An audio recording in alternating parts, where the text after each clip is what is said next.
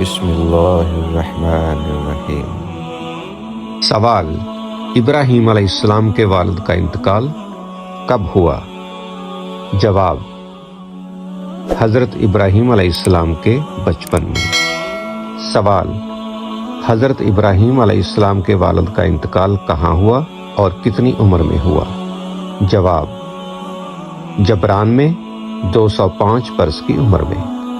سوال: حضرت ابراہیم علیہ السلام کی ولادت کے وقت ان کے والد تارخ کی عمر کتنی تھی؟ جواب: 75 برس۔ سوال: توریت کے مطابق ابراہیم طوفان نوح کے کتنے عرصہ بعد پیدا ہوئے؟ جواب: 927 برس بعد۔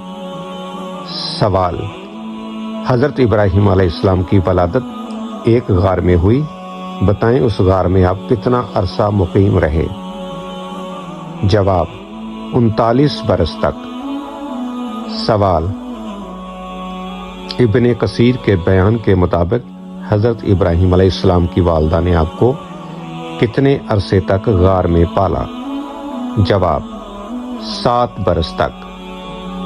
سوال: توریت کے مطابق حضرت نوح علیہ السلام کی وفات حضرت ابراہیم کی عمر کتنی تھی؟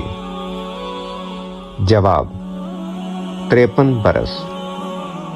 سوال: جن بادشاہوں نے تمام دنیا پر حکومت کی ان کے نام بتائیں؟ جواب: حضرت سلیمان علیہ السلام، حضرت ذوالقرنین علیہ السلام، نصر اور نمرود۔